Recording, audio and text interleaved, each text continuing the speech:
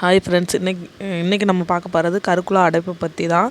First வந்து நம்ம ஒரு ஃபெர்டிலிட்டி ஹாஸ்பிட்டல் போனோமே, மாத்திரை கொடுத்து கருமுட்டை வளர்ச்சி அடைஞ்சு அது வெடிக்குதான்னு பார்த்து அதுக்குரிய ப்ராசஸ் பண்ணுவாங்க. அதுலேயும் சக்ஸஸ் ஆகலைன்னா கருக்குழா அடைப்பு இருக்கான்னு பார்ப்பாங்க கேர்ள்ஸுக்கு. அதை பற்றி தான் நம்ம இப்போ பார்க்க போகிறோம். ஃபெலோப்பியன் டியூப், அதாவது கர்ப்பப்பையில் இந்த பக்கமும் ஓவரி இருக்கும்.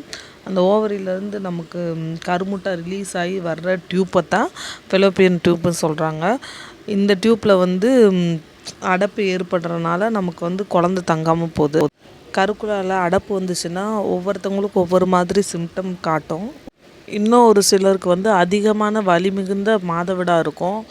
வயிற்றில் ஒரு பக்கம் மட்டும் லைட்டாக வலிக்கும். மாதவிடாய் வந்து அதிகம், ஒரு மந்த் வரும், இன்னொரு மந்த் வராது, அந்த மணிக்கு இருக்கும். அதோட முக்கியமான காரணம் என்ன சொல்கிறாங்கன்னா பிசிஓஎஸ், அதாவது சினப்பையில் நீர் கட்டி இருந்தால் வருமா அந்த மணிக்கு பிரச்சனை. அது மாதிரிக்கு எண்டோமெட்ரிசிஸ் இருந்தாலும், அது கர்ப்பப்பையில் சில வகையான இன்ஃபெக்ஷன் இருந்தாலும் இந்த மாதிரி கருக்குழா அடைப்பு ஏற்பட வாய்ப்பு இருக்குதுன்னு சொல்கிறாங்க.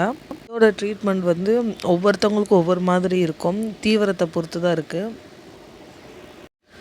அதை எப்படி எடுக்கிறதுனா சர்ஜரி ஒன்று இருக்குது, இல்லைன்னா ஐபிஎஃப் முறைப்படி நம்ம கருத்தரிச்சுக்கலாம். இந்த ட்ரீட்மெண்ட்லாம் இருக்குது.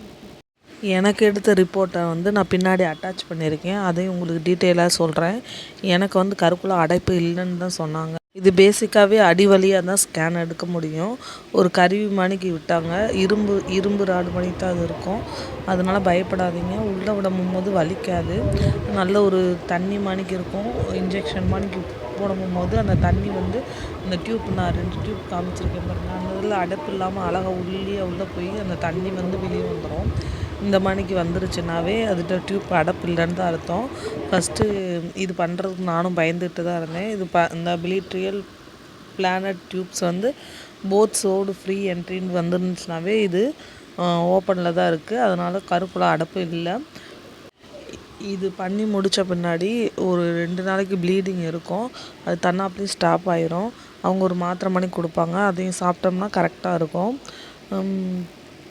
என்னோடய எக்ஸ்பீரியன்ஸில் படி இது ரொம்பலாம் வலி இல்லை, பெயினும் இல்லை. இதை பண்ணிக்கலாம் எல்லாருமே.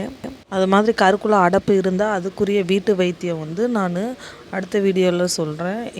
இந்த வீடியோ உங்களுக்கு பிடிச்சிருந்தால் லைக் பண்ணி, ஷேர் பண்ணி, சப்ஸ்கிரைப் பண்ணிடுங்க. Bye friends.